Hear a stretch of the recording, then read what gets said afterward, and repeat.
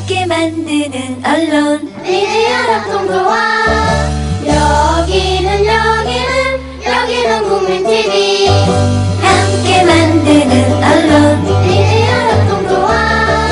여기는 국민TV.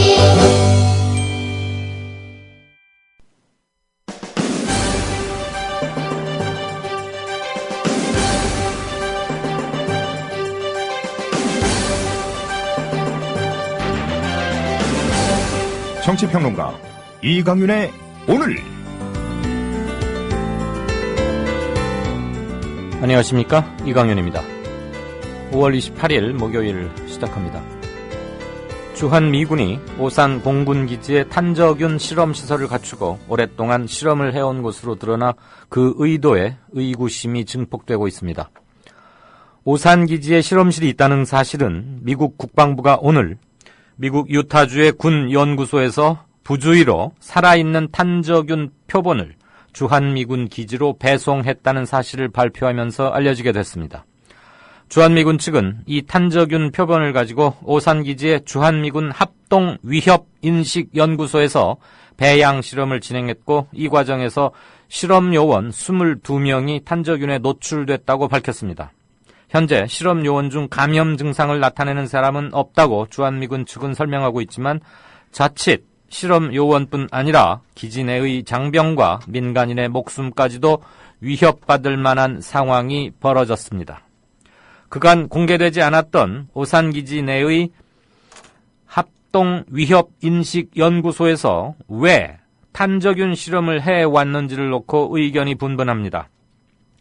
북한의 생화학 무기 공격에 대비해서 주한미군의 탄저균 제독 기술 능력을 높이고 백신 개량을 위한 목적에서 실험이 이루어졌을 것이라는 주장도 있는가 하면, 유사시를 대비해 생물 무기를 자체 확보하려는 의도라는 등의 관측이 만발하고 있습니다. 국방 비밀은 필요할 경우 당연히 비밀로, 기밀사항으로 엄수되어야 합니다. 그렇지만 한반도 안전과 민간인의 생명이 관련된 문제에 대해서는 국민들이 알 권리가 있습니다. 우리 정부와 주한미군 측은 책임 있는 설명을 그래서 해야 하는 겁니다. 잠시 후 시작합니다. 부장님, 대리운전은 뭐 부를까요? 대리운전 블랙박스 주는 1800-6606 대리운전이 있지 않은가? 20회 이용시 블랙박스를 주는 1800-6606 블랙박스 대리운전이요? 그럼 검색창에 블랙박스 대리운전을 검색해보게. 홈피에는 다양한 상품들도 있다네. 저기 부장님, 블랙박스 대리운전에서는 국민TV에 후원도 한다면서요. 자네도 블랙박스도 주고 후원도 하는 1800-6606 이용하게. 역시 대리운전은 1800-6606. 주 기자님, 지난 주말에 콘도 다녀왔는데 진짜 좋았대. 주 기자님은 콘도 회원권도 갖고 있나 봐요? 부럽다. 이번에 회원권 114 거래소에 의뢰해서 싸게 구입했다는데? 콘도 회원권은 비싸지 않아요? 회원권인데? 근데 이 콘도 회원권이라고 다 비싼 게 아닌가 봐. 회원권 114에 알아보니까 종류도 많고 다양한 상품들 엄청 많던데? 그러면 우리도 봄 여행 한번 알아볼까요? 콘도는 회원권 114에서 구입하고요. 02-544-6114번 02-544-6114번 회원권 114는 인터넷과 모바일 앱에서도 검색할 수 있습니다. 콘도 회원권 거래는 회원권 114 02-544-6114번으로 바로 전화해보세요. 그제부터 말씀드렸다시피 오늘 오후 헌재에서 중요한 전교조의 명운에 관한 중요한 결정이 내려졌죠. 전교조를 법외 노조로 규정하는 법조항이 합헌이다. 그러니까 오늘 결정으로 바로 전교조가 법외 노조로 되는 건 아니지만 현재 2심 계류 중에 헌재에다가 결정을 해달라라고 2심 재판부가 요청한 건데, 해고 노동자, 해고 교원을 노조원으로 둬서는 안 된다. 이 조항은 합헌이다. 이런 결정이 내려졌죠. 김효진 PD 시작하십시다. 네, 안녕하세요. 김효진입니다. 헌재는 무려 오늘이 전교조 창립 26주년 기념일입니다. 그런 오늘 이 서울 고법이 교원의 노동조합 설립 및 운영에 관한 법률, 줄여서 교원노조법이라고 흔히 부르죠. 이 2조에 대해 제청한 위헌 법률 심판 사건에서 재판관 8대1, 합헌 8, 위헌 1의 의견으로 최종 합헌 결정을 했습니다. 해당 조항은요, 초중고교에 재학 중인 교원만이 교원노조에 가입할 수 있도록 정하고 있습니다. 현재는 해고된 교원이 노조에 가입할 수 있도록 하는 것은 교원노조의 자주성을 해할 우려가 있다. 이렇게 밝혔습니다. 네. 교원이 아닌 사람들이 교원노조의 의사결정 과정에 개입해서 현직 교원의 근로조건에 영향을 미치는 결과를 초래할 수 있다. 이렇게 판단을 한 겁니다. 현재는 재직 중인 교원만 조합원이 될 수 있도록 하는 것은 교원 노조의 역할이나 기능에 비추어 볼 때 부득이한 측면이 있다. 이렇게 설명을 했습니다.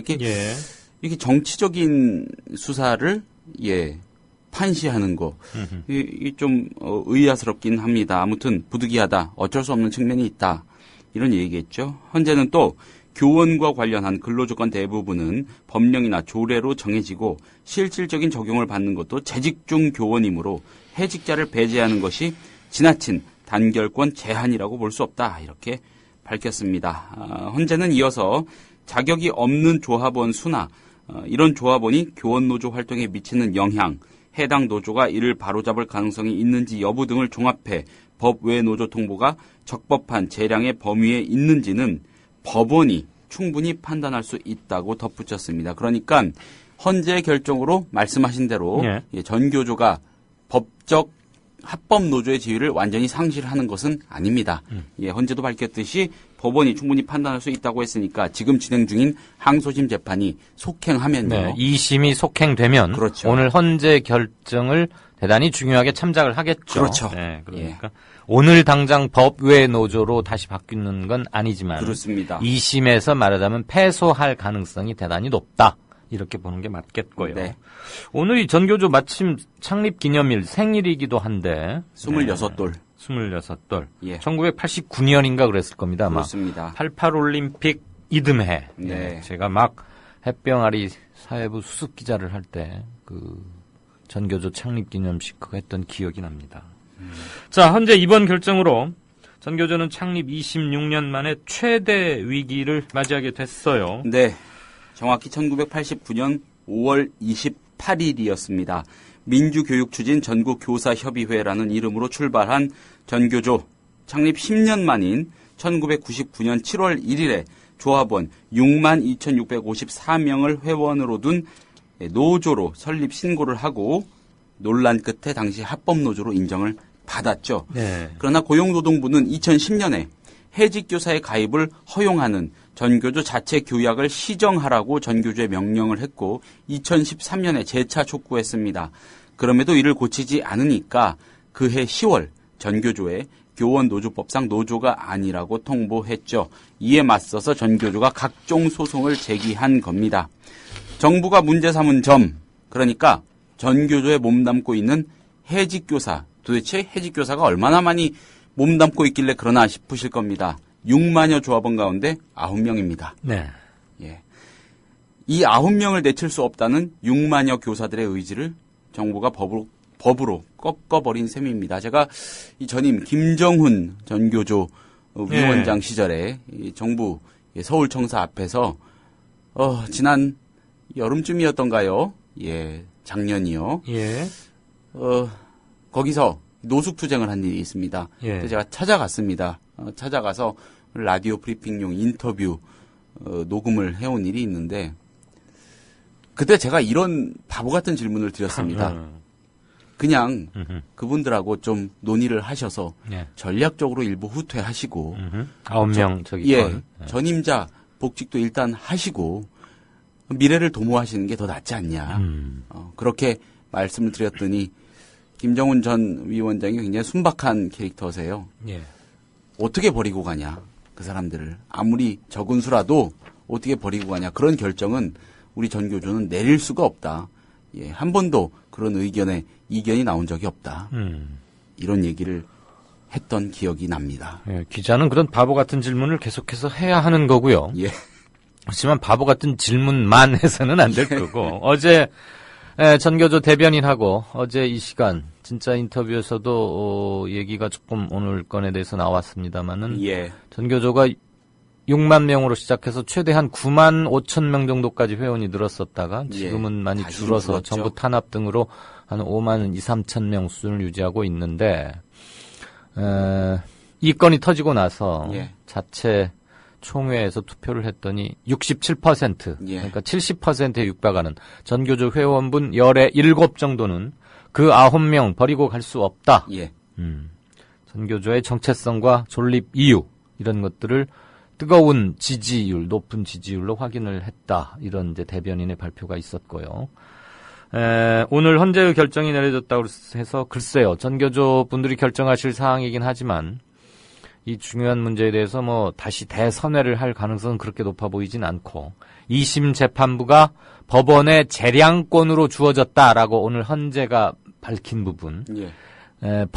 그 법은 문제가 있지만 그러니까 그 법 자체는 조항 전교조법 2조죠. 오늘 다룬 거. 그거는 합헌이긴 하지만 2심 법원이 이 9명 때문에 전교조를 법의 노조로 몰아내야 하느냐 마느냐는 2심 법원에 달린 것이다. 그리고 행정당국이 알아서 할 일이다. 이런 얘기를 했지 않습니까?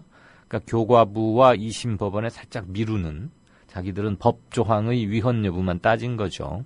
그렇습니다. 어쨌거나 전교조 앞날이 대단한 위기에 처한 것은 사실이고 오늘 그래서 진짜 인터뷰 시간에 다시 한번 어제 전교조 대변인하고 인터뷰를 하긴 했습니다만 다시 한번 연결을 하는 것을 놓고 저희 내부에서 간단한 의견 교환 끝에 오늘은 설령 공식적인 견해가 나온다 하더라도 그것만 뉴스 브리핑에 반영을 하고 지금 아무래도 전교조가 굉장히 이제 여러 가지 플랜 A, B, C들이 있었을 텐데 조금 촉박한 관계도 있고 그쪽에 논의할 시간도 좀 충분히 드리자는 의미에서 오늘은 인터뷰를 추진하지 않기로 그렇게 했습니다. 그러니까 혹시라도 이런 날은 전교조와 생생한 목소리를 들어야 하는 거 아니냐라고 생각하시는 거 뉴스 수용자로서 당연하긴 한데 그런 저간의 사정이 있었다는 점 좀 감안을 해 주시고요. 자, 전교조 관련해서 계속 좀 얘기 들어보죠. 예. 지난번 헌재 그 통합진보당 해산소송 때 마찬가지로 이번에도 소수 의견을 낸 헌재 재판관 있었죠? 김희수 재판관. 그분 그렇습니다. 얘기 한번 들어볼까요? 특허법원장 출신이죠. 네. 나홀로 소수 의견 낸 김희수 재판관. 구직 중인 교사 자격 소지자의 단결권을 침해한다고 말하면서 소수 의견을 냈습니다. 그러니까 그 조항 위헌이다, 가혹하다 이런 의견 낸 거죠. 김희수 재판관은 이미 교원노조의 정치활동 금지 조항이 있기 때문에 해직 교사가 포함된다고 해서 교원노조가 정치화되거나 교육의 공공성, 국민의 교육받을 권리가 침해되는 결과가 초래될 위험도 없다. 15년간 합법적 노조로 활동해온 전교조에 대해 법률 조항을 지극히 형식적으로 행사해서 가장 극단적인 행정 조치를 한 것을 보더라도 교원노조의 자주성, 단결권을 침해한다. 이렇게 주장을 했습니다. 네. 김희수 재판관은 통합진보당 해산 소송 때도 정당 해산은 우리가 오랜 세월 피땀 흘려 어렵게 성취한 민주주의와 법치주의의 성과를 훼손하지 않기 위해 기각돼야 한다며 홀로 소수 의견을 냈습니다. 네. 김희수 재판관 전북 정읍 출신입니다. 2012년 당시 민주당 추천으로 헌재에 입성했고요. 유신 시절에 민청학년 사건으로 구금됐다가 풀려난 경험이 있습니다. 서울고법 부장판사, 청주지법원장, 특허법원장 등을 지낸 김 재판관. 2004년 서울고법 부장판사 재직 시에 장애인 리프트 추락 사건에서 도시철도공사의 손배 책임을 인정하는 등 소수자, 약자 인권 보호를 위한 판결을 다수 내린 것으로 유명합니다. 네.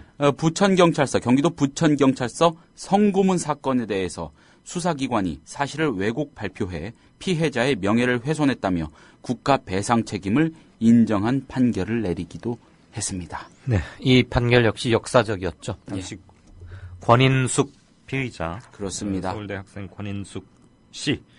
이 이후로 여성 인권 운동을 했고 지금은 학자로 변신해 있는 걸로 알고 있는데 김희수 헌재 재판관이 이때 판결을 내렸죠. 자, 오늘 헌재의 결정으로 정부 결정이 일정 부분 정당성을 획득은 했는데 합헌이라는 점에서 그렇습니다.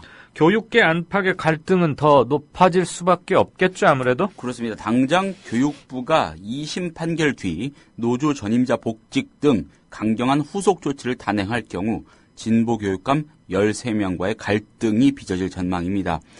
이 진보교육감 13명 중에 인천 이청현, 광주 장휘국, 세종 최교진, 또 강원 민병희, 충북의 김병우, 또 충남 김지철, 제주 이석문 교육감 등 8명은 각 지역 지부장을 지낸 전교조 출신입니다. 네. 조희연 서울시 교육감 또한 다른 진보 교육감들과 보조를 맞추겠다 이런 입장을 이미 밝힌 터라서 파열음은 만만치 않을 것으로 보입니다. 예. 전교조 아까도 인터뷰 관련해서 잠시 중간 말씀을 드렸습니다만은 예. 현재 결정 규탄하면서 대응책 마련 골몰하고 있죠. 전교조는 오늘 헌재는 세계 사회가 주목하고 있는 중요한 사건에 대해 공개 심리 한 번 없이 밀실에서 전격적으로 선고를 하고 말았다 이렇게 비판했습니다. 네. 국제노동조합 총연맹과 국제교원단체 총연맹은 오늘 오전에 전교조의 등록 취소 결정이 무효화되길 바란다는 내용이 담긴 의견서를 헌재에 제출했습니다. 좀 늦었네요. 오늘 오전이면은 결정문 다 써놓은 상태였을 텐데. 어제도 우리 이런 말 했죠, 인터뷰 예. 때. 예. 전교조는 헌재의 오판은 노동조합의 자주성을 근본적으로 부정하고 있다는 점에서 시대착오적이다. 노동권에 대한 보편적인 국제 기준에도 전혀 부합하지 않는 결정을 해서 대한민국이 노동 탄압 국가임을 스스로 증명했다고 강조했습니다. 전교조는 다음 달 1일에 헌재의 합헌 결정과 관련한 향후 대책을 수립해서 발표한다는 예정입니다. 네. 전교조의 대응 수위 매우 높을 것이란 전망이 우세합니다. 어저께 한겨레 신문 단독 보도를 통해서 또 드러난 사실인데 원세훈 씨 나라를 그렇습니다. 위해서 굉장히 불철주야 일을 많이 했더군요. 예. 댓글도 달고 민노총 파괴 공작에도 나서고 전교조 법의 노조화를 위해서 여러 가지 부단한 그 좋은 머리, 비상한 머리를 많이 썼는데 예. 다 들통이 났죠. 근데 이런 것들은 아마 오늘 헌재의 결정에는 영향은 미치지 않았을 것이다. 헌재 분들이 한겨레 신문을 잘 안 볼까요? 봐도 별 영향을 안 할 거고. 공보실에서 스크랩 해주겠죠. 근데 국제노동조합 총연맹, ITUC와 국제교원단체 총연맹, 이 아이도 기왕에 하려면 좀 일찌감치 보내야지. 그러니까요. 오늘 판결일을 앞두고 보낸다는 것은 좀 그렇죠. 아쉽네요, 좀. 근데 날짜를 몰라서는 아닐 텐데. 어쨌거나, 이런 걸 보내서 얼마나 눈이나 깜짝이나 하겠습니까마는 양식 있는, 그리고 시대의 흐름에 역행하지 않으려는 사람이 있다면 좀 압박을 느낄 텐데, 헌재의 보수화.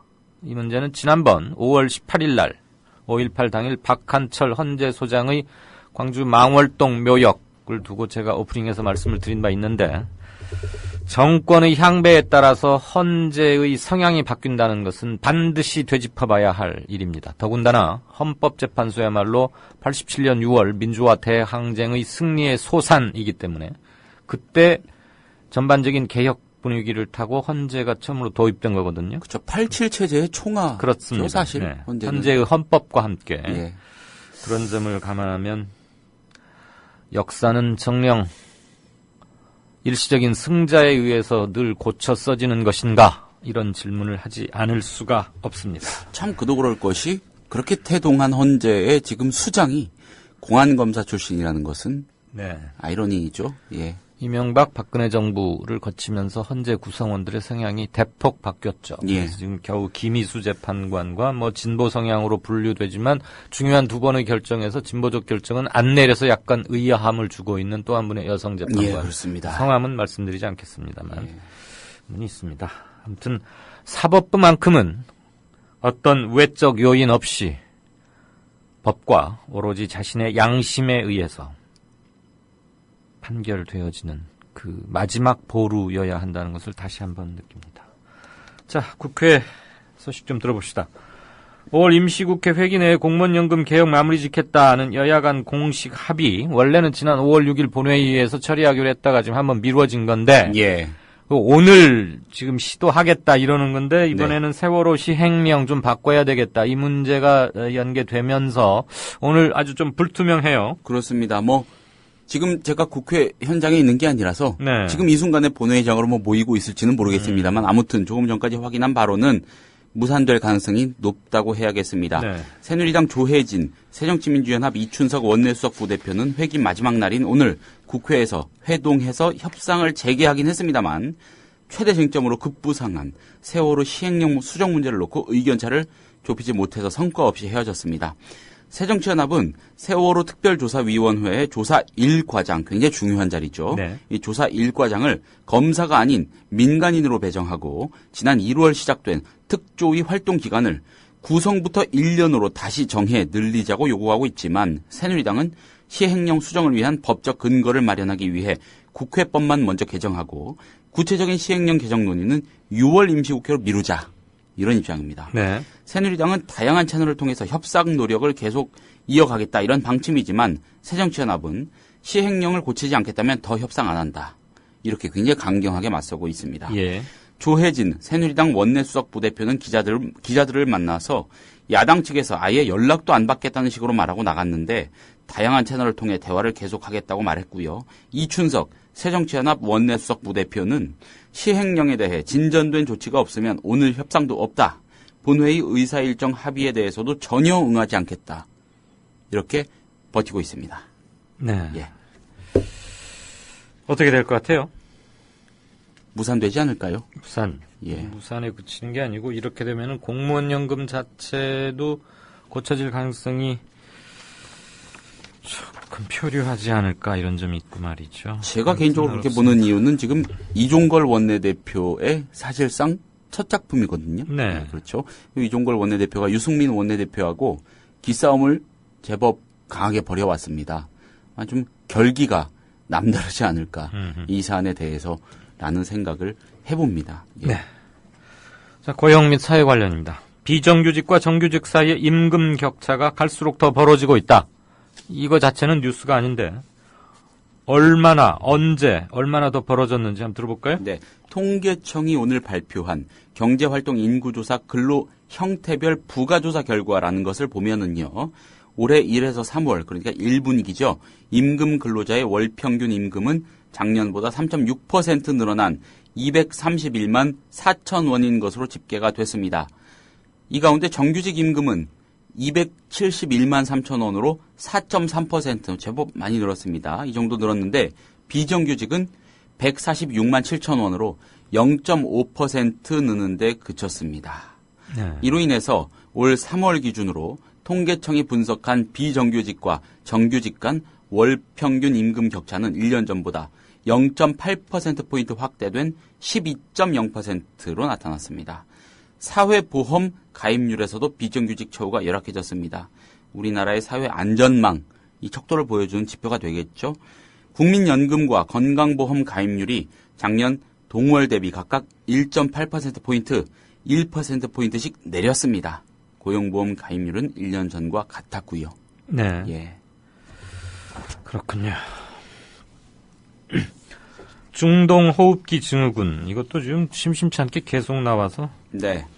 국내 첫 확진 환자 발생 이후 8일 만에 7명으로 늘었고 예. 중동 지역을 제외하고는 우리나라가 환자가 제일 많다면서요? 그렇습니다. 뭐 중동 바로 옆에 있는 나라도 아니고 비행기 타고 10시간이나 걸리는데 예. 왜 이렇게 우리나라는 많답니까? 그러게 말입니다. 특히 전염력이 비교적 약한 것으로 알려졌던 것과 달리 아주 단시간에 빠른 속도로 환자가 증가하고 있는 것입니다. 네. 보건당국은 아직 3차 감염자가 발생하지 않은 만큼 유행 가능성은 작다고 보고 있지만 자고 일어나면 새로운 확진 환자가 나오는 만큼 국민 불안은 커질 수밖에 없습니다. 특히 최초 환자 A씨로부터 5명이 감염된 병원이 있는 것으로 알려진 지역의 인터넷 커뮤니티에는 메르스 감염에 대한 공포가 널리 퍼져 있다고 합니다. 당연히 그렇겠죠. 감염자 혹은 감염 의심자 중 일부가 보건당국의 방역망을 벗어난 것도 불안을 확산시키는 요인이라고 합니다. 오케이. 오늘 메르스 확진 판정을 받은 71살 C씨는 A씨와 같은 병동에 있었지만 밀접 접촉자가 아니라는 판단에 자택격리 대상자가 아니었다고 합니다. 방치가 된 거죠. 네. 감염 의심자, 의증 환자인 44살 D씨의 경우 지난 19일 처음에 발열 등 증상이 발생했지만 보건당국의 관리를 받지 않다가 심지어 중국 출장까지 다녀왔다고 합니다. 예.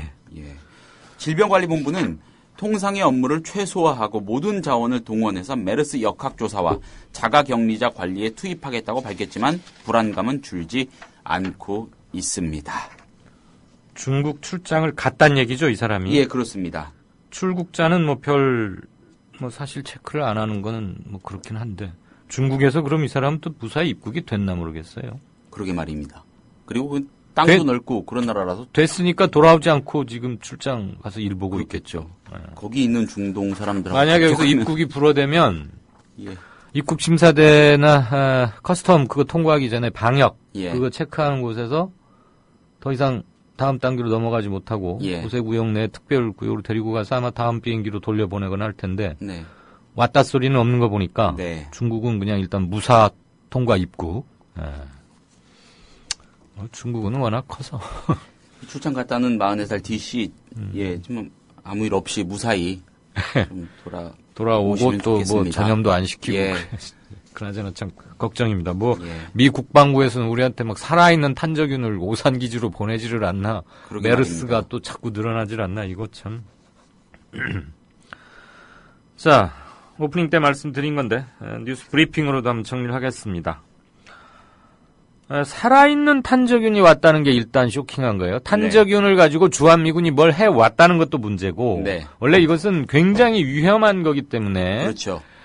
생체 상태로는 절대 수송, 이동 이런 게 철저히 금지되어 있는데 그래서 이른바 화학적 비활성화 상태로 네, 어렵게 말하면 그러군요. 예. 근데 어떻게 미국 본토에서 여기까지 살아있는 채로 옮겼고 그걸 또 실수라는 한마디로 넘어간 것도 영 이상한데 예.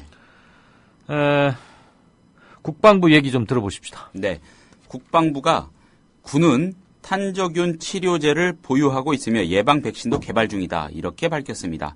국방부는 오늘 오후에 입장 자료를 내어서요. 군 당국은 탄저균에 감염됐을 때 치료할 수 있는 항생제인 시프로플록사신과 독시사이클린을 보유하고 있다. 이렇게 전했습니다. 네. 탄저균 예방 백신 보유 여부에 대해서는 질병관리본부 주관으로 2016년 개발을 목표로 연구가 진행 중이며 개발이 완료되면 군에 도입하겠다. 이렇게 밝혔고요. 참고로 시프로플록사신은 독일의 화학 제약회사죠. 바이엘사가 개발한 항생제로 약칭 시프로로 부른다고 합니다. 호흡기 감염, 귀, 코, 목구멍 감염, 폐혈증 등 각종 감염에 대한 항생제로 이용이 되는데 동물 탄저의 항생 효과가 높아서 미국 식품의약국에서 FDA라고 하죠. 여기에서 탄저병 치료제로 인정받은 제품이라고 합니다. 2001년 9.11 테러 직후 미국 정부기관에 탄저균 편지 봉투가 전달되면서 유명세를 타기도 했습니다. 생물학무기로 쓰이는 병균이죠. 탄저균. 이건 사람이나 동물의 체내에 침입을 하면 독소를 생성해서 혈액 내의 면역세포를 손상해 쇼크를 유발하고요. 심한 경우 사망에 이르게 합니다. 이 때문에 탄저균은 살아있는 상태로 옮기는 것을 엄격하게 금지. 이게 활성화 상태로 대한민국에 들어왔다는 것이겠죠. 예. 개인적으로는 도대체 무슨 일이 있었길래 이렇게 활성화 상태로 반입, 유입이 됐는지 이거 면밀하게 밝혀질 리가 없다고 저는 봅니다. 네. 이 탄저균 다룬 영화는 꽤 있지 않나요? 영화 졸업에 나왔던 아주 유명한 레인맨 이런 데 나왔던 갑자기 이름이 마이클 더글라스. 아니요. 조그맣고 마이클 제이 폭스인가요? 아니, 마이클 아닌 것 같고요. 아마 그것도 탄저균이 아니었나 싶기도 하고 가물가물합니다만 그냥 우리는 영화 속 상상력으로만 봤는데 이게 그렇지 않지 않느냐, 무언가 있지 않느냐. 그리고 오산 미군 공군기지 에어베이스 내에 이름이 ITCPU인가 있죠. ITRP 주한미군 활동 위협 인식 연구소 예. ITRP라는 곳인데 물론 주한미군 기지 내에 있는 것은 치외법권 지역이고 하니까 우리가 뭐 함부로 우리가 마음대로 뭘 조사하거나 정보 공개 자체도 굉장히 어렵습니다만 지금 우발적인 이번 지금 미군의 발표 측에 의하면 실수로 알려지게 된 거 아닙니까? 할 수 없이. 그럼 이런 것들이 도대체 몇 개나 있으며 거기서 언제부터 몇 명이 관여해서 어떤 일을 왜 해왔고 그 결과물들은 어떻게 처리되고 있고 이런 것들. 지금 우리가 주한미군 이사 가고 나면은 땅을 돌려봤는데 받아봤더니 뭐 기름에 오염돼가지고 도저히 있을 수가 없다. 그래서 그 제거하는 비용 가지고도 또 이렇게 협상하고 그러잖아요. 네. 녹사평역 근처에 있는 주한미군 뭐 또는 동두천 이런 데서 이사 가고 나면은 온통 기름에 오염돼가지고 토양이. 근데 지금 그런 것은 아주 양반 얘기고. 탄저균을 포함한 무슨 생물학적 뭐 이런 것이 있어 오지 않았느냐. 왜 이것을 주한미군의 오산기지에서 이런 실험을 해왔느냐. 이런 것들 좀 따져야 할 텐데 우리 똥별들은 전시작전권 환수에도 별 관심이 없고 무기 들여오고 뭐 천안함, 광양함 이런 거, 천안함은 아니구나. 이런 거 할 때 뒷돈 받고 이런 거를 주로 관심이 있고 부끄러운 줄 알아야지 말이야 라고 말했던 어느 전직 대통령의 연설 일부가 생각이 납니다. 아무튼 대단히 우울하고 걱정해야 할 사안입니다. 이것은 국회에서 지금 양당이 뭐 혁신 선거 준비에 정신이 없지만 이 건은 명확히 짚고 넘어가야 한다. 이 점 분명히 다시 한번 강조를 드리고자 합니다. 지금까지 뉴스브리핑의 김효진 PD였습니다. 고맙습니다. 감사합니다. The American people realize that this cannot be made a fight. Our working thesis tonight is this quotation. If this fight against communism is made a fight between 안녕하세요. 뉴스K 앵커 노지민입니다. 제 앵커석 옆에는 4명의 언론인 사진이 걸려 있습니다. 이 중 한 사람인 에드워드 머로우는 메카시즘의 광기를 끝낸 용감하고 양심적인 기자로 기록됩니다. 숨죽여 있던 미국의 지성을 일깨운 계기였습니다. 어느 누구는 뉴스 앵커가 특정한 주장을 펼치는 것이 점잖지 못하다고 지적합니다. 하지만 시시비비를 가리는 것은 언론인의 사명입니다. 뉴스K가 그 사명을 일깨우면서 한국 언론을 선도하겠습니다.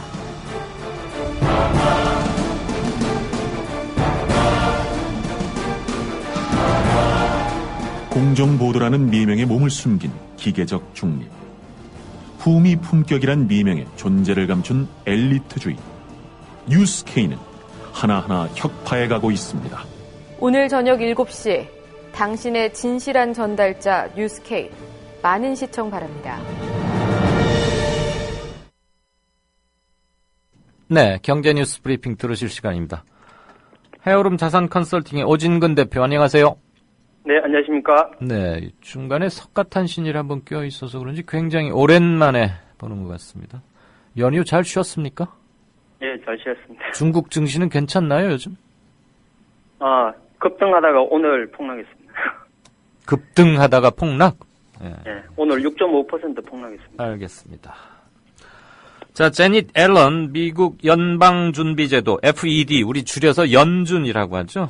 그 연준 의장이 지난 주말에 연내 기준금리 인상 의지를 밝혔어요. 전 세계가 촉각을 곤두세우고 있는데 그 얘기 좀 합시다. 일단 뭐 다른 나라들 반응은 어떻고 우리는 또 어떤 대책을 세워야 하는지. 자. 네, 먼저 호주, 뉴질랜드, 캐나다 등은 미국의 금리 인상을 환영하는 입장입니다. 통화자라를 통한 경기 부양을 위해서 기준금리 인하를 검토할 수밖에 없었던 이들 중앙은행들은 달러와 강세라는 단비를 만났기 때문입니다. 파이낸셜 타임즈에 따르면 호주와 뉴질랜드는 완화 기조 속에 있었는데 미국 달러와 강세를 더 선호하고 있습니다. 네. 그래서 금융 완화 정책이 물가 상승에는 도움이 되겠지만은 우려되는 주택 시장 과열을 부추길 우려가 있었는데 그런 우려가 다소 감소할 수 있습니다. 네. 호주 중앙은행은 그 지난 5일에 기준금리를 추가로 인하했고 캐나다 중앙은행은 0.75%로 지금 유지하고 있습니다. 예. 아시아 국가들 대응은 차이가 있는데 일본하고 우리는 완화 멈춤인데 반해서 중국과 인도는 그래도 금리 내리겠다. 왜 이렇게 다른 거예요? 예, 그 각국의 입장이 뭐 처한 상황이 조금 다르고 여태까지 그 환율의 그 절하나 절상 그 속도가 좀 차이가 있었기 때문입니다. 일본은 추가 완화 가능성이 작아졌다는 진단이 나오고 있는데 달러와 강세 속에 엔저가 가속화되는 것에 대해서 부담을 많이 느끼고 있기 때문입니다. 달러엔 환율이 7년 10개월 만에 최저치인 123엔까지 올라갔습니다. 그래서 125엔까지도 오를 것으로 관측이 되고 있기 때문에 일본 입장에서는 뭐 또 추가적으로 더 약세로 하기는 좀 부담스럽다고 하고 있고 네. 한국도 원래는 금리 인하에 나설 것으로 이제 예상이 되었는데 미국이 기준금리를 만약에 올해 내로 올린다면은 기준금리를 인하하기가 좀 힘들지 않나 그렇게 보고 있고 또 1,100조 원의 사상 최대 가계대출이 있기 때문에 금리 인하하기가 조금 곤란해진 그런 좀 신중한 입장이 아닌가 그렇게 보고 있습니다. 네. 반면에 그 중국은 그 6월에 지준율 인하, 금리 인하 등이 유력시 되고 있고요. 그리고 인도 같은 경우에는 이제 원래 2차례 인하를 했는데 6월 2일 정도에 25bp 정도 인하해서 7.25%로 조정할 가능성이 있다 이렇게 보고 있고 인도는 미국과 엇갈리는 행보를 하기 때문에 외환 보유액을 많이 쌓아두고 있습니다. 미국이 이제 금리 올리겠다. 그러면 우리도 일단 완화는 딱 멈추고 우리도 금리 상승 쪽으로 방향을 잡는다면 조금씩 올려가겠지만 시장에 주는 신호는 클 텐데 지금 가계부채 상당히 많고 주택담보대출도 많이들 늘어났잖아요. 네. 그럼 어떻게 해요? 올라가면? 근데 지금 지갑은 소비자들, 서민들, 중산층들 많이 힘들고 지갑은 별론데 금리 올라가기 시작하면 심리적으로는 굉장히 큰 여파를 미치지 않을까요?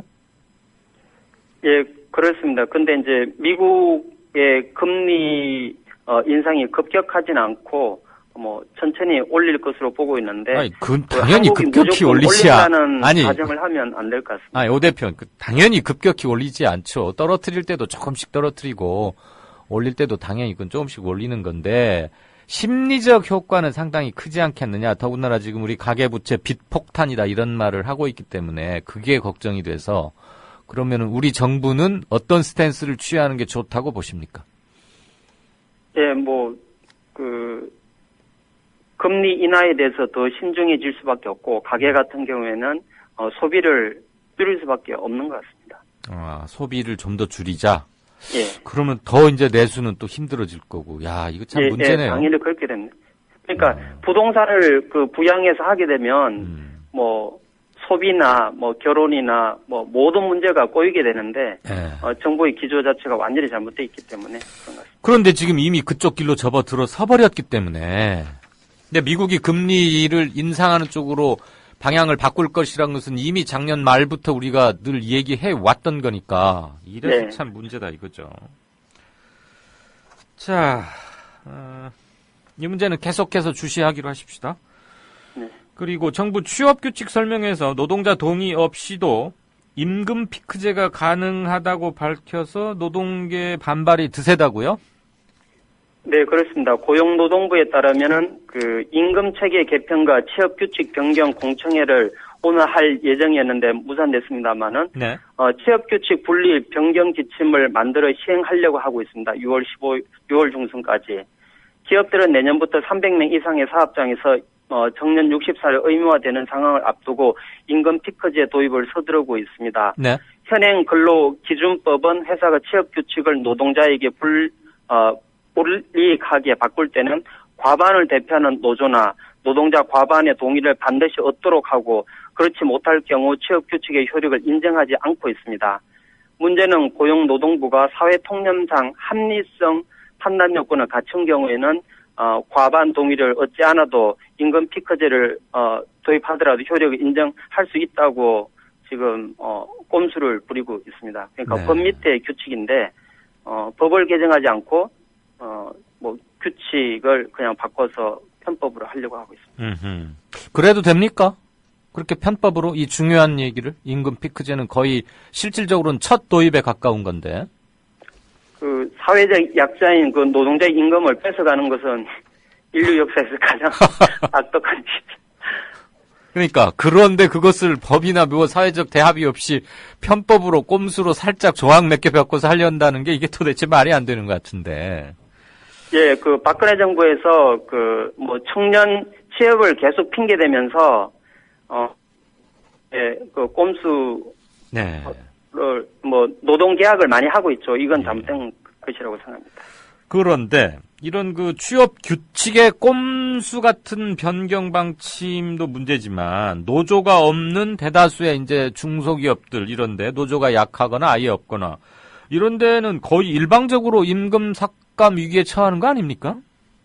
예, 그렇습니다. 55세에서 60세 그 고령 노동자 같은 경우에 이제 사업장의 90%가 노조가 없습니다. 10%만 노조 결성률이 10%입니다. 네. 그러니까 굉장히 위험에 처해 있고 또 하나는 임금 피크제가 아니더라도 명예퇴직이나 정리해고가 광범위하게 시행되고 있기 때문에 이 부분도 또 문제거든요. 네. 그래서 지금 그 퇴직을 앞둔 노동자의 임금을 깎아서 강력하게 깎겠다는 정책인데 또 이렇게 절약된 돈이 청년 고용에 쓰인다는 정확한 보장이 없다는 것도 지금 문제입니다. 네.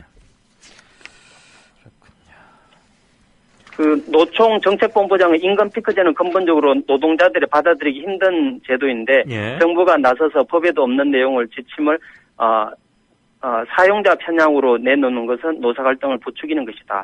그리고 오늘 1시 반에 이제 여의도 CCM 빌딩에 그 노동연구원 주최 공청회가 열릴 예정이었는데 무산됐습니다. 아, 무산됐군요. 예, 저지시켜서. 네, 예. 벌써 갈등이 표출되고 있습니다. 자, 국민연금 얘기 하나 들어볼까요? 국민연금공단이 향후 5년간 해외 주식과 국내 주식을 각각 100조 원과 61조 원어치 더 매수하겠다. 그러니까 투자를 늘리겠다. 주식 투자를 늘리겠다. 이 말이네요? 네, 그렇습니다. 국민연금 기금운영위원회가 앞으로 5년간 해외 주식 투자를 100조 원 이상 늘리기로 했습니다. 저금리, 저성장 시대 연평균 70조 원씩 불어나는 국민연금 자산을 효율적으로 배분하고 투자를 다변화하기 위한 전략입니다. 2020년께는 해외 주식 자산이 국내 주식을 처음으로 추월할 전망입니다. 네. 27일 한국경제신문이 입수한 기금운영위원회의 2016년에서 2020년 중기 자산 배분 계획안에 따르면 해외 주식 비중은 16%에서 20%로 4%포인트 높아지고 국내 주식 비중은 18% 그리고 국내 채권은 44%로 각각 2%포인트씩 조금씩 낮아지게 됩니다. 반면 해외 채권은 4% 그대로 대체 투자도 14% 그대로 하는 것으로 중기 계획을 짰습니다. 그러면 국민연금공단이 국내 주식과 채권 비중은 2%포인트씩 줄이고 해외 주식 거는 좀 늘리고 그러니까 해외 외국 증시가 더 좋아 보인다 이 소리입니까? 예, 그렇습니다. 그 이머징 마켓 증시가 50% GDP가 50%고 시총도 계속 커지고 있기 때문에 네. 그런 면에서 기회를 많이 본 것 같습니다. 아하, 그렇군요. 그러니까 국내 시장, 이 조그만 국내 시장에서 놀지 않고 좀 덩치가 크니까 우리 국민연금이 상당히 규모가 크죠. 뭐 LA 그 퇴직자들 연금 펀드인가 그런 거 상당히 크다고 그러던데 이제 외국에 큰 물에 가서 좀 놀아보겠다 이건데 거기 가서 손해 안 보고 잘 돈 벌어서 올 수 있을 것 같아요? 예, 그 국민연금에는 그 두 가지 종류가 있는데 해외 주식 직접 투자와 해외 주식 간접 투자가 있습니다. 그래서 해외 전 세계에서 가장 우수한 기관 투자가들을 활용하기 때문에 그런 부분이 있기 때문에 그 수익을 올릴 수 있다고 보고 있고요. 예. 그리고 국민연금이 지금 510조 원이 됩니다. 올해 말이 되면. 예. 근데 5년 후가 되면 850조 원으로 늘어나게 되는데 한국의 주식 시장에 비해서는 너무 크기 때문에 연못 속의 고래다 이렇게 표현하기 때문에 대양으로 나가라 이렇게 표현하고 있습니다. 연못 속의 고래다. 대양으로 가는 건 좋은데 또 센 사람들하고 맞붙어가지고 돈 다 떼이고 오는 건 아닌가 걱정돼서요. 잘 하겠죠? 예, 세계 3위 연기금이니까 모든 정보와 뭐 여러 가지를 많이 잘 활용할 것 같습니다. 잘해야죠. 우리 노후 그나마 지금 유일한 적인데 지금도 쌈짓돈이 아니다 말이 많은데 또 돈 좀 벌어보겠다고 고래가 저 태평양에 갔다가 또 센 놈들 만나서 돈 떼이면 큰일 나죠. 자, 상속세 얘기 들어볼까요? 지난 5년간 상속세 납부자가 2%에 불과하고 무려 98%는 세금 없는 상속을 했다. 그러니까 상속세 안 내고 물려줬다 이 소린데, 그리고 상속세율도 50%가 아니라 14%에 불과하다고요? 네, 정의당 박원석 의원이 27일 국세통계연보에 지난 5년간의 상속세 결정 현황을 분석한 결과에 따르면 상속을 해준 사람이 총 146만 명인데 네. 실제 상속세를 부담한 경우는 2만 7천 명, 불과 2%도 되지 않았습니다. 상속세 면제 비율이 98%에 달하는 것입니다. 네. 금액으로도 총 상속 재산가액은 126조 원이지만 상속세가 부과된 상속 재산은 52조 원으로 전체의 한 40%에 그쳤습니다. 또한 상속세 실효세율도 문제인데요. 2013년 기준으로 보면 상속세 1억 원에서 5억 원은 0.8%, 5억에서 10억 사이는 2.5%에 불과했습니다. 그래서 10억 이하는 사실상 상속세 부담이 거의 없었고, 그렇죠. 10억에서 50억 원이면은 8.2%, 50억에서 100억이면 18%, 그리고 100억에서 500억이면 27% 세금을 상속세를 냈습니다. 그리고 가장 높은 구간인 500억 원 이상 구간에서는 실효세율이 31%로 상속세 최고 세율인 50%에 훨씬 못 미치는 세금을 내고 있었습니다. 허허, 상속재산이 500억 원을 넘는 경우, 그러니까 500억 원 넘게 자식들에게 물려줄 수 있는 사람이 그렇게 많지는 않은 것 같은데, 지금 이게 최고 구간 아닙니까? 네. 근데 최고 세율은 50%인데 왜 31%만 내요? 실효세율이? 왜 한 19%포인트가 작죠?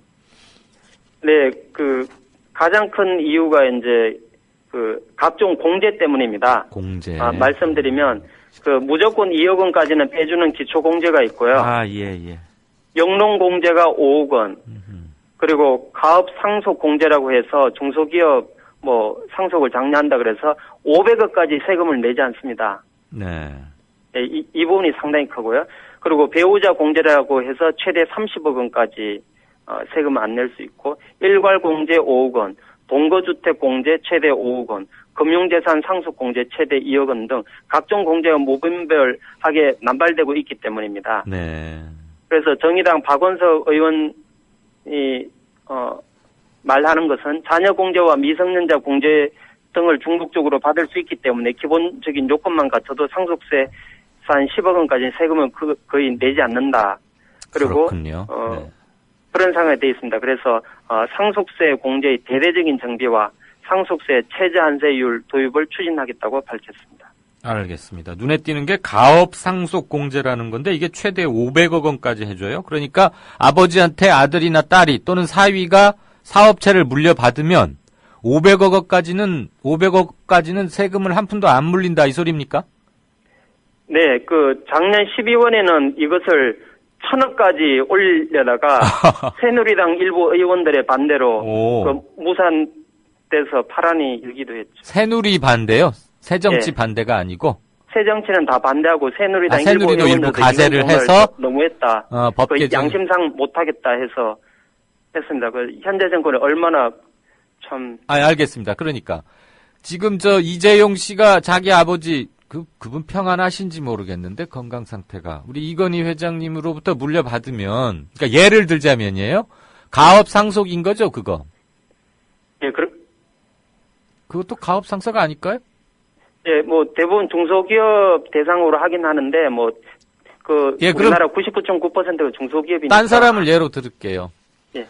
홍길동 씨가 자기 아들 홍아무개한테 물려주는데 회사가 510억짜리다. 일테면 네. 그럼 500억 원어치는 이게 가업 상속이니까 500억에 대해서는 상속세를 한 푼도 안 물리고 네. 10억도 뭐 이거저거 기초공제니 뭐니 해서 세금을 거의 안 내고도 한 510억짜리 회사 업체는 물려줄 수 있다 이 말이네요. 네, 그렇습니다. 근데 예. 이것이 가장 문제가 되는 이유가 뭐냐면 2007년도 그 참여정부 말기 때는 가업상속공제 한도가 최대 1억 원이었습니다. 아하. 1억 원인데 이게 지금 500억으로 늘어났습니까? 예, 그 새누리당 일부에서는 1,000억 원까지 올리려다가 지금 무산됐는데. 어마어마한 차이군요. 막힌 일인지. 1억 원이면은 뭐 치킨집도 1억 원이 넘는 수가 많긴 할 텐데 예를 들자면 1억 원도 그렇게 현실성 있어 보이진 않지만 참여정부 때 1억 원짜리가 아무튼 지금 500억으로 상향성이 늘어났다 이거죠? 네, 그렇습니다. 네, 박 의원실에서 이 점을 앞세워서 보도자료를 냈으면 훨씬 기사가 잘 먹힐 텐데 어쨌거나 잘 몰랐던 거 그런 거 꼬박꼬박 짚어줘서 오늘 또 고맙습니다. 해오름 네, 자산 컨설팅의 오진근 대표였습니다. 고맙습니다. 네. 미디어 협동조합이 벌이는 싸움은 단번에 끝나는 단거리 달리기가 아니라 마라톤입니다. 반만 년 동안 기승을 부려온 기득권 논리, 또 기회주의가 어찌 일거에 숙청되겠습니까? 인내심과 지구력을 갖고 천천히 또박또박 그리고 신랄하게 헤쳐나가야 합니다. 국민TV의 조합원이 되어주십시오. 이 사술과 기만의 시대 언제까지 방치하겠습니까? 국민TV가 가장 무서운 견제자로서 어둠을 헤치고 썩지 않게 하는 힘이 되겠습니다. 이제 가입하실 때가 됐습니다. 미디어 협동조합 홈페이지 국민.tv 또는 mediacoup12@gmail.com의 문호는 24시간 열려 있습니다. 다 함께 자부심으로 물려줄 세상을 만듭시다. 누가 아는 바로 당신이 할 일입니다.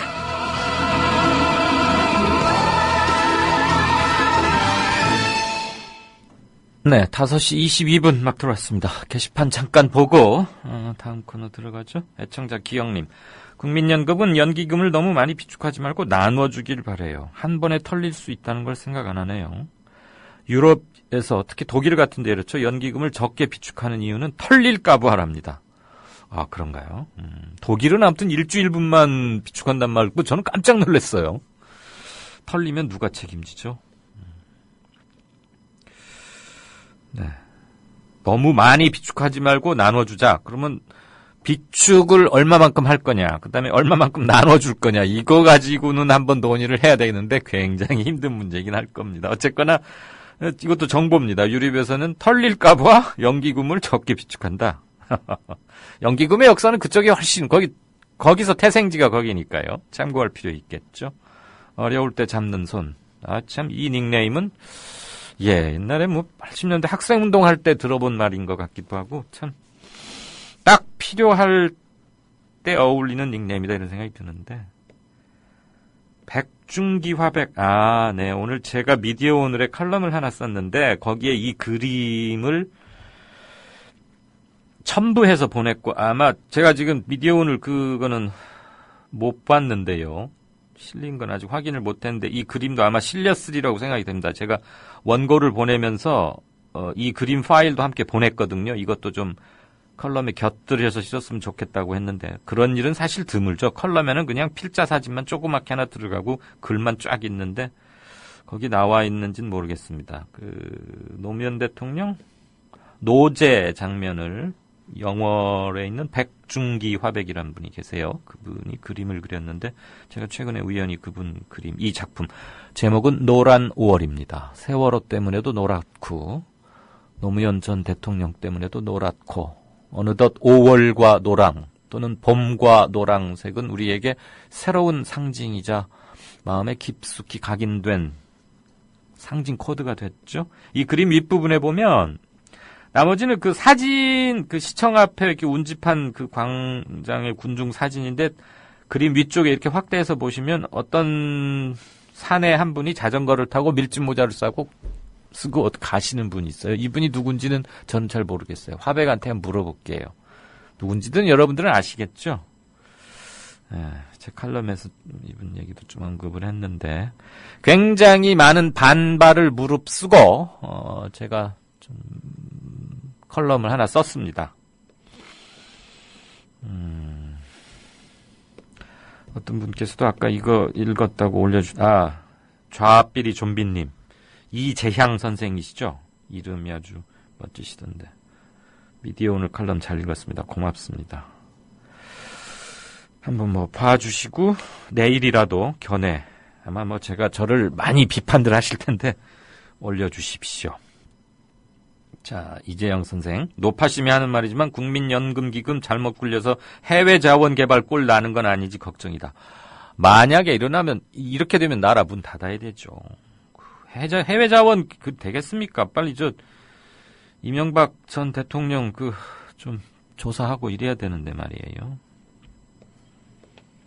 이랬고 FRB 원어 이렇게 써주신 분도 되시고 궁시렁님은 고발뉴스의 헤드라인을 인용해서 전교조 측 반응 예상한 결과다. 고등법원 판결에 지금 현재 2심 재판이 진행 중인 도중에 헌법재판소에 한번 물어봅시다라고 전교조가 요청을 했고 그걸 2심 재판부가 받아들여서 헌재에 넘겨서 오늘 나왔거든요. 이제 이걸 바탕으로 2심이 속행이 됩니다. 재판이. 전교조에서는 1차적으로 고등법원 상고심 2심 판결에 희망을 건다. 일단 오늘까지의 반응일 것 같습니다. 그 이외에 플랜 A, B, C가 또 있겠죠. 김효진이 애쓴다 이렇게 격려해 주신 분도 계시고 작업하면서 크게 볼륨을 올리고 일하는 중입니다. 세상 참님. 이강윤 의원들이 소리가 작아서인가요? 아니면 조금 주변이 소란스러우신가요? 아니면 또렷또렷하게 들으시려고 하는 건가요? 아무튼 일하시면서도 들어주신다니까 대단히 감사합니다. 애청자 기억님, 이분 정보력과 잘 모르고 있는 분에 대한 그런 것들이 아주 빠르신 강자시더라고요. 오산 미군 기지는 한미연합사 소속이 아니라 태평양 미사령부 소속이다. 아, 그렇습니까? 네. 북한 수송기를 태국에 강제 착륙시킬 때 오산 기지에서 출격한 미군 비행기가 이렇게 가사한 거다. 미군은 이 비행장 오산 에어베이스를 이용할 때 우리나라에게 통보할 필요가 없다는 뉴스를 본 기억이 있다. 이 부분은 이제 기억이니까 확인은 할 필요 있겠네요. 어쨌거나 그러니까 무슨 일이 그 안에서 일어나는지 우리는 알 수가 없다. 예, 사실 이거 충격적인 뉴스입니다. 탄저균 그것도 살아있는 채로 왔다니 이게 말이 됩니까? 평형수 빼가지고 화물 더 실은 거가 말이 안 되듯이 생체 상태로는 이동조차 못하게 돼 있는 게 태평양을 건너서 미국 유타주에서 솔트레이크 시티가 있는 그 동계올림픽이 열렸던 유타주에서 오산까지 왔다는 것 자체가 말이 안 되는데 소리엘님의 이 독설에 가까운 촌철살인 대단하시군요. 탄저균 선물 받았으니 사드 배치로 보답할 겁니다. 아유 무섭습니다. 투게더 이강윤의 쓴소리 비판과 공격은 다르다. 이제 노무현을 도와주면 어떨까 해서 미디어 오늘 그 URL을 올려주셨군요. 고맙습니다. 근데 이건 아무리 터치해도 이게 연결이 안 되니까 아이패드는 글 잘 읽었다 공감되는 내용이다 이랬고요. 공감 아니 되실 분도 많을 것 같은데. 노컷 뉴스 보니까 메르스 확진 상태로 중국에 출장 갔다는 분 중국 보건당국이 검사하고 있답니다. 당연히 그러겠죠. 국방부 장군들 탄저균은 안 먹어치우나 아무거나 먹어치우던데 더군다나 미완성 헬기까지도 해쳐 드시더구만. 예, KBM3452님. 아까 제가 더스틴 호프만이라는 이 배우를 몰라가지고 머리를 극적 궁시렁 한마디 했더니 여러분께서 더스틴 호프만이요. 그러게요. 키도 좀 조그만하고 코는 크고 대단히 못하는 연기가 없는 나이가 제법 됐을 거예요. 아웃브레이크인가 하는 영화죠. 무슨 반도체 공장 직원들이 입는 것 같은 하얀 거에다 마스크 끼고 그랬던 영화 장면이 생각이 납니다.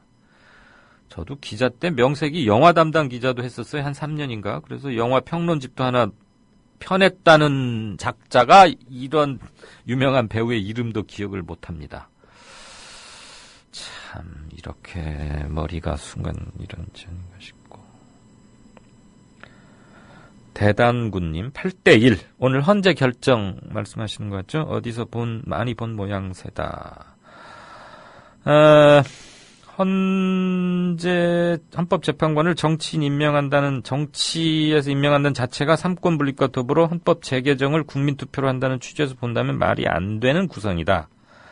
헌법재판관은 서울 포함해서 각 도별로 한 명씩 직접 선거로 뽑아야 한다. 아, 도지사 뽑듯이요? 그러면 적어도 국민들 의사가 조금이라도 반영될 것 같다. 아무튼 헌재 재판관 구성 방식에 대해서 조금 근본적 이의를 제기하시는 그런 말씀으로 듣겠습니다. 각 도에서 한 명씩 뽑는 것도 이거 인구 비례성도 있을 것 같고 기발한 아이디어이시긴 한데 이건 좀 조금 더 논의를 깊이 해볼 얘기가 아닌가 싶고요. 생각 중 7175 목소리 참 좋아요. 처음 들어서 죄송합니다. 챙겨 들을게요. 처음 들어서 죄송할 건 전혀 아니고요. 챙겨 들어주신다는 것은 반가운 말씀이고 목소리 좋게 들어주셔서 역시 고맙습니다. 생방이 볼륨이 좀 작은 것 같아요라고 궁기쁜지라고 해주셨습니다. 스카이830111님 2차 대전 때 히틀러가 국민연금 적립해놓은 것을 전쟁 비용으로 써서 전후 상당 기간 어려웠다고 합니다. 아, 이런 역사가 있군요. 네, 히틀러는 정말.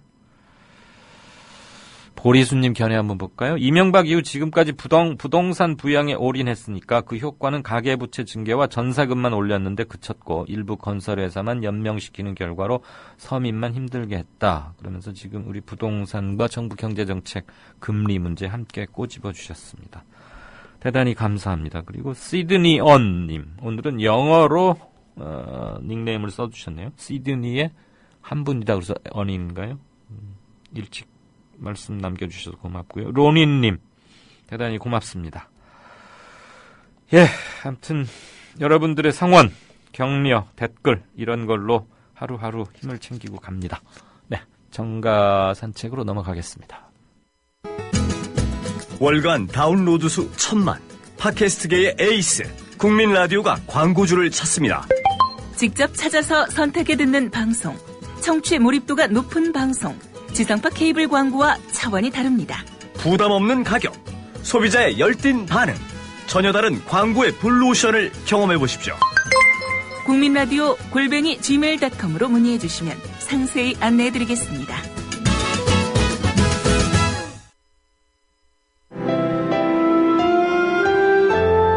주장이 질서를 만나면 아름다워집니다.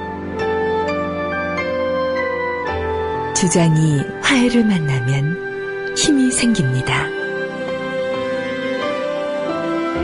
주장이 감동을 만나면 희망이 됩니다.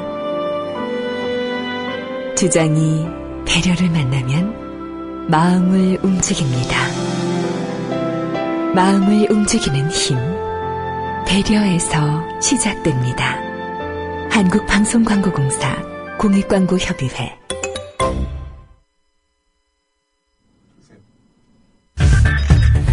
이강윤의 오늘, 이제는 정가 산책으로 함께합니다. 정치권 동향 생생하게 풀어드릴 분은요. 한국일보 양정대 기자 안녕하세요. 오래 기다렸습니다. 네, 안녕하세요. 국회가 또 올스톱인데 이러다가 공무원연금 개혁 방안 어떻게 되는지 모르는데 세월호 시행령도 문제가 많고 이거 양쪽 다 포기할 수 없는 것 같기도 하고 어떻게 돼갑니까? 네. 지금 원래 오늘 국회 본회의가 지금 오후 2시에 열릴 예정이었는데요. 네네. 이게 5시로 한 차례 미뤄졌고 네. 지금 5시가 이제 훨씬 넘었지 않습니까? 예. 아마 매체를 8시쯤 본회의 개최를 목표로 해서 지금 아까 오후 4시부터 이 여야 원내대표, 원내수석 부대표 이렇게 4명이 모여서 지금 막판 협상을 벌이고 있는 상황입니다. 네네. 말씀하신 대로 공무원연금법 개정안 이미 이제 여야가 특위에서 합의를 했고요. 이게 지금 이제 국회 법사위에 지금 넘어가 있는 상태고 그런데 여야가 이 5월 임시국회를 시작하면서 이 세월호 특별법 시행령에 대한 이 야당과 이 시민사회단체의 반발, 비판들을 고려를 해서 그 부분에 대해서도 일정한 조치를 취하는 그런 합의를 했었는데요. 지금 막판에 들어서서 지금 여야 간의 최대 쟁점이 바로 세월호 특별법 시행령 개정 문제가 지금 최대 막판 쟁점이 되고 있습니다. 네. 아마 보도를 통해서 다들 조금씩은 알고 계실 텐데요. 지금 세월호 특별법 시행령은 뭐 말 그대로 특별법은 이제 이 법령은 국회에서 제정을 했고, 네. 그에 맞춰서 이 행정부처, 소관 주무부처인 이 해양수산부가 이제 이거를 이 시행령을 만들었는데, 이 시행령 초안이 공표된 이후에 이런저런 비판들이 굉장히 많아서 논란이 좀 컸었고요. 이거를 어쨌든 해양수산부가 일부 수용을 해서 수정을 했다. 이렇게 얘기를 하고 있는데, 예. 어쨌든 야당 입장에서는 이 해양수산부가 수정했다는 그 내용조차도 지금 훨씬 이 당초에 기대에 미치지 못할 뿐만 아니고, 이 사실상 진상규명에 이 걸림돌이 될 수 있는 그런 규정들이 많다. 지금 이렇게 판단을 하고 있는 겁니다. 예. 전체적으로 지금 세월호 특별법 시행령에 대해서 야당은 굉장히 비판적인 입장을 갖고 있는데요. 예. 그 중에서도 지금 이제 오늘 이종걸 원내대표가 분명하게 못 받고 제시를 한 조항이 있습니다.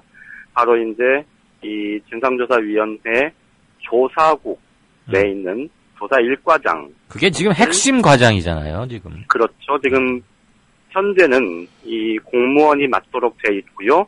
그래서 정부에서는 이 검찰 출신, 이 검사를 지금 이 조사 1과장에 내정을 해놓은 상태인데요. 예. 이종걸 원내대표가 이 조사 1과장이 사실상 이 조사 업무의 실질적인 이 주무를 관장하는 만큼 민간인으로 바꿔야 한다. 예. 이런 내용으로 시행령을 고치겠다는 확약을 이 새누리당이 해달라. 지금 이렇게 요구를 하고 있는 겁니다. 네네. 두 가지 문제를 좀 짚어볼 필요가 있는데요. 일단 형식적으로만 보면 지금 새누리당은 시행령은 정부가 만들고 개정하는 거고 국회는 거기에 대해서 의견을 제시할 수는 있는데 우리더러 확약을 해달라. 또 고치는 걸 확약을 해달라. 이렇게 얘기하면 어떡하냐. 이건 도저히 우리가 수용하기 어렵다. 지금 이렇게 얘기하고 있는데요. 말씀드린 대로 형식적으로 보면 사실 새누리당의 논리가 맞습니다. 형식 논리는 그렇죠. 그렇죠. 그런데 이제 실질적으로 보면 정부에다 대고 하는 소리고. 그렇죠. 이게 정부 여당 당정청이 한 몸이라고 계속해서 아주 일상 용어가 돼 있지 않습니까? 그러니까 정부 여당 쪽에서 이 세월호 특별법 시행령 가운데 야당이 문제 삼고 있는 이 부분에 대해서 당신들이 우리의 요구를 수용하겠다 이렇게 하면 모든 현안 논의가 급 진전될 거다라는 걸 이제 분명하게 제시를 한 거죠. 조사 1과장 흔히들 생각하실 때 지금 조사국장은 민간인이 맡게 돼 있는데요. 조사국장이 위에 있고 조사 1과장은 그 밑에는 과장 중에 한 명인데 왜 그러느냐? 이런 얘기를 할 수 있죠. 하실 수 있겠지만 실질적으로 저희 기자들 사이에서 그런 얘기를 하는데요. 권한과 역할은 부장이 더 크지만 실질적으로 의원들하고 의원들한테 훨씬 더 직접적인 영향을 미치는 사람들은 현장 반장이다. 그렇죠. 이런 얘기를 해요. 맞아. 그리고 특히 정부 조직에서는 과장이 실무를 다 틀어쥐고 국장하고는 보고 내지 협의만 하기 때문에 과장이 어떤 마음을 먹느냐가 더 중요할 수가 있어요. 그렇죠. 그리고 특히나 이제 민간인 국장하고 공무원, 특히나 검찰 출신 공무원이 조사 1과장이 보통 이제 총괄을 하는 과장 자리 아닙니까? 네, 선임 과장. 그렇다면 더군다나 지금 세월호 특별법에 대한 진상규명 이 부분이 이 검찰이나 이 국가 권력기관에 이 대한 국민적 신뢰가 이 극히 낮은 상황에서 거기다가 검사 출신 1과장을 주무과장을 앉혀놓는 건 사실상 진상규명에 대한 의지가 없는 것 아니냐라는 비판이 사실 설득력을 가질 수 있는 거거든요. 그렇죠. 그래서 이제 그런 부분들은 아마 마지막까지 이제 지금 아마 여야 원내 지도부가 지금 모여서 이 전체 판이 틀어지지 않는 범위 내에서 최대한 이제 협상을 해낼 테니까 그 결과는 좀 지켜보면 될 것 같고요. 좀 한 가지 좀 짚어볼 대목이 하나 있는데 조금 주목해서 볼 만한 대목이 하나 있는데요. 이종걸 원내대표의 일하는 스타일입니다. 어때요? 그러니까 사실 이종걸 원내대표에 대해서 당 안팎에서 사실 원내대표 경선에서 1등을 해서 원내대표 당선이 됐을 때 굉장히 좀 의외였다 이런 좀 인식들이 많았던 것 같고요. 특히나 이제 이종걸 원내대표의 그간의 의정 활동 과정에서 보였던 모습들을 감안을 하면 굉장히 좀 불안불안하다, 조금 위태롭다, 뭐 이런 인식들이 좀 있었던 것 같은데요. 이번 그 5월 임시국회에서 하는 거 보니까 협상을 해 나가고 또 여당을 밀어붙이는 모습 이런 것들을 보면 굉장히 좀 뭐랄까요 그 당초에 그러니까 당초에 예상했던 것보다는 훨씬 좀 무게 있고 전략적으로 짜임새 있게 움직인다 이런 평가들을 할 수 있을 것 같습니다. 사선이 그냥 사선이 아니다. 그렇죠. 그래서 오늘 이제 최종적으로 어떻게 될지는 조금 더 시간이 지나서 이제 평가가 되겠지만 어쨌든 지금까지 온 걸로 보면 사실 세월호특별법 시행령 문제도 뭐 이 공무원연금과 사실 따지고 보면 직접적인 연관은 없는 문제잖아요.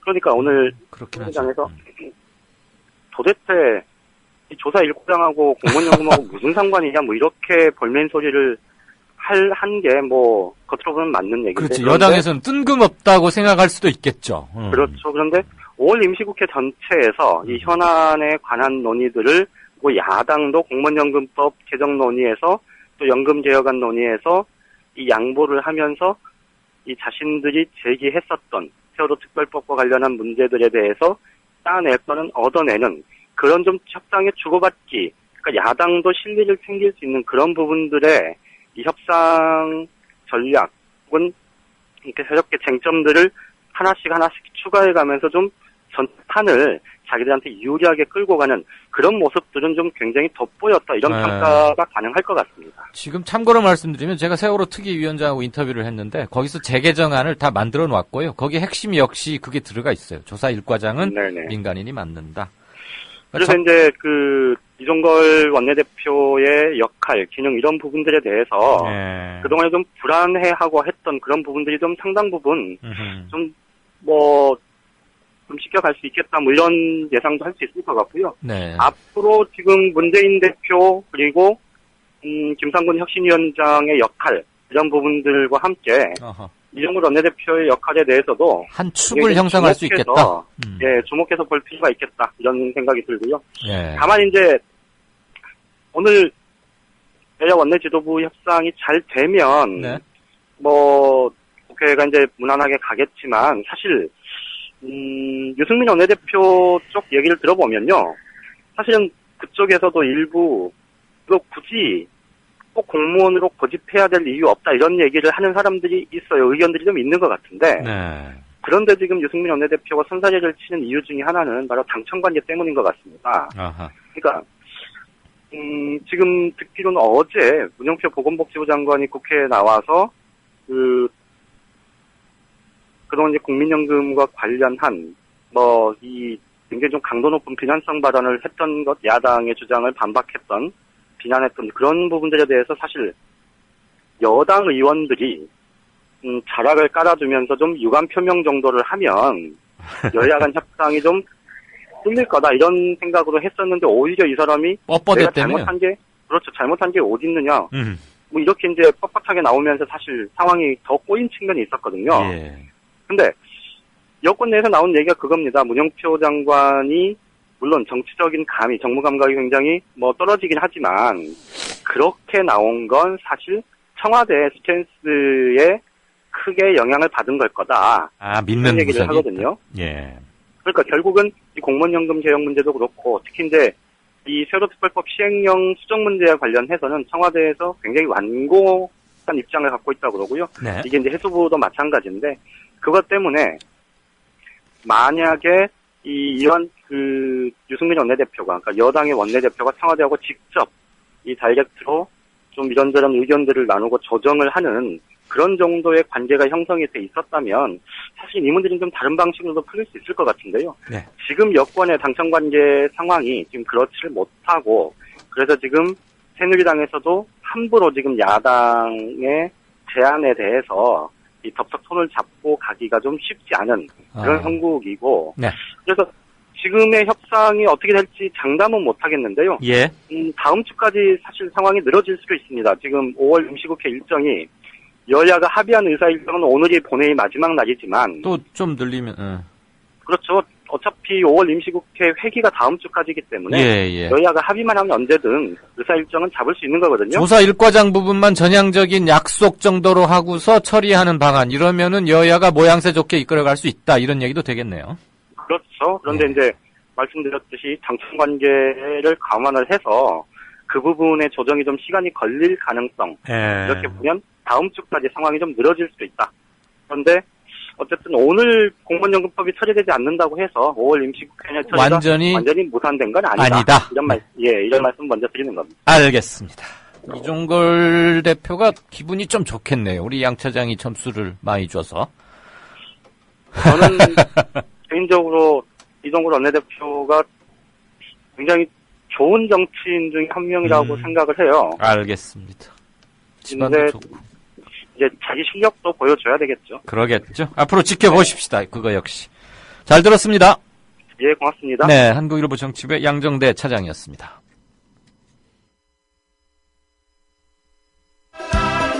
국민TV 조합원인감? 나가지 있게 지역협의회에 가입해야 쓰겠어. 국민TV 조합원이요? 지역협의회에 가입해야죠. 국민TV 조합원 맞나? 막 퍼뜩 지역협의회에 가입해 안 카나? 국민TV 조합원에 가입하고 조합비를 내고 국민라디오와 국민TV를 시청한다고 조합원으로서의 만족이 전부냐? 결코 아닙니다. 가까운 지역협의회에 가입하셔서 가까이 사는 조합원과 동지애를 나누십시오.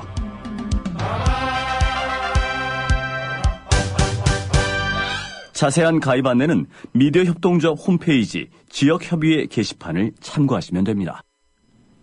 네, 진짜 인터뷰입니다. 지난 3월 27일 경남 하동 쌍계초등학교에서 전교생이 등교를 거부했었습니다. 아마 기억 못하실 수 있을 겁니다. 홍준표 경남도지사의 무상급식 중단에 항의하는 차원에서 이루어진 일이었습니다. 전국적으로도 이슈가 됐었습니다. 그런데 약 2달여가 지난 어제 이 등교 거부에 주도적으로 참여했던 분의 집에 하동군청 직원이 불법 건축물 조사할 게 있다 이렇게 와가지고 집안을 막 수색하고 그랬습니다. 왜 이렇게까지 됐는지 들어보겠습니다. 경남 하동 쌍계초등학교의 운영위원 그리고 국민TV 닉네임은 녹차와 황금알이라는 조합원이시기도 합니다. 선생님 안녕하십니까? 네, 안녕하세요. 네, 바로 말씀 여쭙죠. 불법 건축물 조사하러 왔으면 축사나 어디가 집안에 있다 없다 그런 것만 보면 되는데 왜 집안을 다 수색을 합니까? 네, 제가 그거는 모르겠고요. 처음에 그 도면을 가지고 와가지고 보여주면서 이게 불법 건축물 민원이 들어왔으니까 네. 좀 조사를 해야 되겠다 해서 그러면 뭐 편하게 조사를 하시라. 예. 뭐 제가 조사를 하시는 데 대해서 제가 잘못이 있으면 처벌을 받겠습니다. 예. 이야기를 하니까 그 집으로 이제 제 집이 1층, 2층, 3층을 가지고 있는데 2층으로 올라가더라고요. 네. 그래서 올라가지 마세요. 내가 누군지도 모르고 남의 집에 왜 들어갑니까? 하니까 이제 내려와가지고 신분증을 보자고 하니까 하동군 공무원이라고 이제 신분증을 보고요. 예. 그러면은 내가 밖에서도 얼마든지 조사를 할 수 있으니까 뭐 건축물이라는 게 밖에 모양이지 뭐 안에 뭐 집에 뭐 문제될 건 그렇죠. 없잖아요. 네. 예, 그래서 이제 못 가라 하니까 딱 이런 식으로 하면은 네. 검찰에가 조사받게 하고 경찰에가 조사받게 할 수 있다. 공무집행 방해다 이러면서 아니 그거는 아니고 내가 조사에 협조를 안 하면 아니 그러니까 예. 경찰 조사 검찰 그걸 선생님. 받게 하겠다라고 하더라고. 아. 그래서 뭐 검찰도 좋고 경찰도 좋고 조사를 많이 하십시오. 네. 그렇지만 남의 집에는 들어가지 말라고 이제 막 강압적으로 들어가더라고요. 그러면 그 조사한 결과 어쨌거나 선생님 울타리네, 그 집원 내에 불법 건축물이 있는 건 맞습니까? 뭐 약간의 이제 테라스가 좀 뭐 이렇게 나온다든지 발코니가 좀 나온다든지 그런 차원은 있거든요. 그러니까 그 1, 2, 3층으로 돼 있다는 그 건축물의 일부 구조물이 불법이다, 이 얘기인가요? 군청 직원 얘기는? 예. 그렇죠. 이제 약간의 부분이 있다는 거죠. 예. 그럼 군청 직원은 집 안에 들어와서 뭘 어떻게 조사했습니까? 그런데 들어가지면 모르겠습니다. 들어가가지고 방마다 문을 열어보고, 뭐, 한 5, 6분 가량 그 안에 내부에서 뭐 조사할 게 뭐가 있는지, 예, 뭐 조사를 하고, 저는 이제 동영상을 이제 밖에서 찍고, 이제 또 두 분이 와가지고 한 사람이 이제 저를 잡아놓고 있는 바람에, 뭐 안에서 뭘 하는지는 보지는 못했습니다. 선생님이 뭘 촬영을 하려고 하니까 부분적인 제지를 당해서 실내에 진입한 군청 직원이 뭘 하는지는 직접 목격하실 수는 없었다, 이 말이신가요? 들어가고 따라 들어갈 수가 없었다, 이 말이시죠? 예. 그러면 지금 그 이후로 경찰이나 검찰에서 뭐 와보라거나 뭐 이런 것은 아직 없고요? 예, 뭐 전혀 뭐 그렇게 저희들 불법으로 집회를 한 것도 아니고 정당하게 신고를 거쳐가지고 정당하게 합법적으로 집회를 다 치렀었거든요. 실례지만 지금 불법 건축물이라는 혐의를 받고 있는 그 집 1, 2, 3층으로 돼 있다는 그 건물을 지으신 지 몇 년쯤 되셨습니까? 2년 됐습니다. 2년이요? 2년 동안 이런 일이 한 번도 없다가 엊그제 그런 일이 생긴 겁니까? 예, 느닷없이 와가지고 그래서 이제 우리가 이게 불법이라 하면은 대한민국 하동군 내에 다 이런 행태에 다 한 개쯤은 가지고 있는데 왜 내만 이렇게 하느냐. 그러면 그렇게 할 일이 없으시면은 저하고 내일 손잡고 같이 집집마다 돌자. 뭐 그러니까 지금 할 일이 없으니까 이 나무 집에 와서 이렇게 이렇게 난리 구슬지고 수색을 하는 거 아니냐고 하니까 그런 거는 불쾌하신 점은 충분히 이해가 가는데요. 일부 불법적인 소지가 있고 본인께서도 인정을 하신다면 그건 행정 처리 절차를 통해서 뭐 철거를 하거나 또는 추가 신고를 하거나 뭐 돈을 내고 자세한 행정 뭐는 모르겠습니다. 과태료를 하거나 또는 철거를 하거나 그러면 되는 것 같고 군청 직원이 과잉 업무 또는 수색에 가까운 것을 했다. 지금 이 점을 강조하고 싶으신 거죠. 예. 그 점에 대해서는 사과나 해명을 들으셨습니까? 예, 그래서 어제 이제 제가 그 군청으로 전화를 해서 그 담당관 위에 그 상급자에게 오늘 4시까지 저에게 우리 집을 이렇게 조사를 하고 집 안에 들어가서 했는데 그게 어떤 법에 근거를 해서 했는지 그거를 제시를 해달라.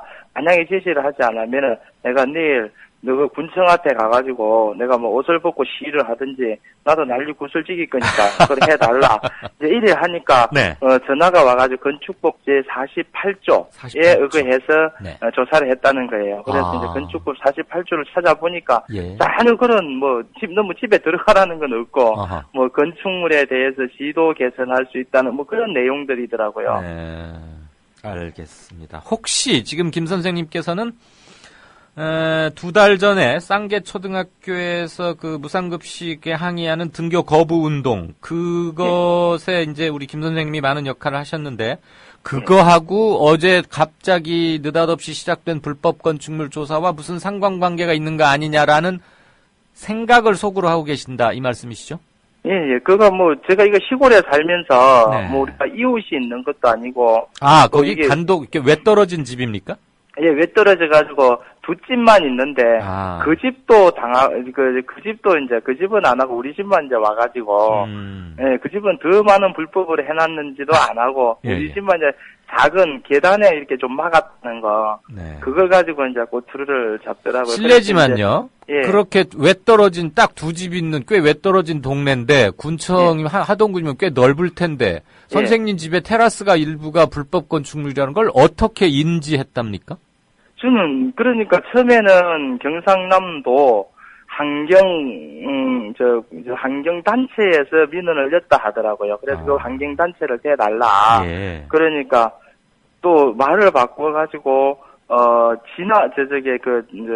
뭐 도청으로 누군가가 또 민원을 냈다. 그러다가 아니 그러면 누군가가 민원이 있으면 서류가 있든지 민원 접수 대장이 있겠죠. 접수를 달라. 그걸 보여달라. 이러면 안 가르쳐줘도 뭐 내가 정확한 걸 봐야 되지 않느냐. 그래 하니까 이제는 또 지나가는 사람이 그냥 뭐 저 집에 불법이 있는 것 같다. 행인이?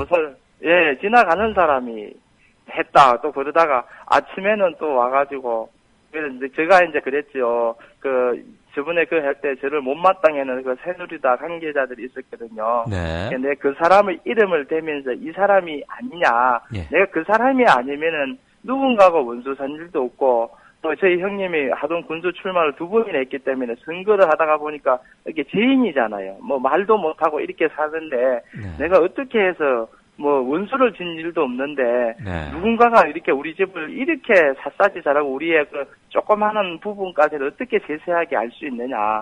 그래서 배우를 밝혀달라고 하니까 뭐 배우는 없다라고 우기는데 뭐 저로서는 뭐 그게 이해가 안 가죠. 그런데 지금 등교 거부 운동을 주도했기 때문에 당신들이 이렇게 조사 나온 거 아니냐라고 따져 묻기도 애매한 게 증거가 없으니까. 예. 굉장히 애매하신데 어쨌거나 군청 직원들의 현장 조사 활동이 적법한 거였는지 과도한 일테면 불법 가택 침입 같은 것은 아니었는지 이런 것들을 좀 더 한번 따져 물어보시고요.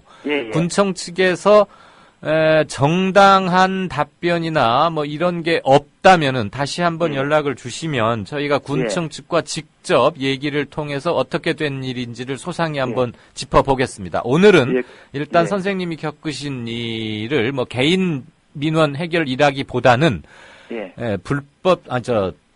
무상급식 반대하는 등교 거부와 어떤 식으로든 행정기관, 특히 이제 지방에서는 아직도 그런 게 있을 수 있으니까 이런 거가 아닌가 하는 심증은 일단 공유하는 차원에서 오늘 말씀 이대로 듣고 군청이나 다른 행정기관에서 추후에 어떤 조치가 이루어지면 저희 연락 채널을 통해서 저희 PD를 통해서 정보 교류를 하고요. 저희가 경찰서나 군청 이런 쪽과 접촉을 해서 다음번에는 그쪽과 직접 인터뷰를 하도록 하겠습니다. 네, 감사합니다. 네, 아직 감사하실 건 없고요. 아무튼 생생한 제보 감사드리고, 이런 것들의 부당한 권력 침해에 대해서 당당히 항의하고 이의 제기하는 것, 이게 깨어있는 시민의 첫걸음이 아닌가 싶습니다. 네, 평소 조합원 활동 왕성하시다고 들었는데 그 점에도 아울러 깊은 감사의 말씀을 드립니다. 늘 방송 잘 듣고 참 시원스럽게 듣고 있습니다. 감사합니다. 네, 고맙습니다. 네.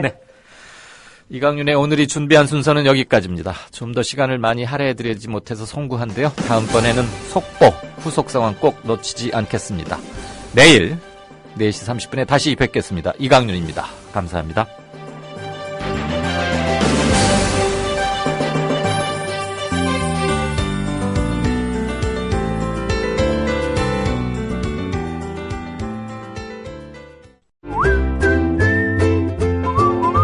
국민라디오 팟캐스트 응원하는 가장 쉬운 방법 아시나요? 다운로드하기, 별점 주기, 댓글 달기, 구독하기. 국민라디오 팟캐스트 널리 알리는 가장 쉬운 방법. 다운로드하기, 별점 주기, 댓글 달기, 구독하기. 기억하세요. 다운로드하기, 별점 주기, 댓글 달기, 구독하기.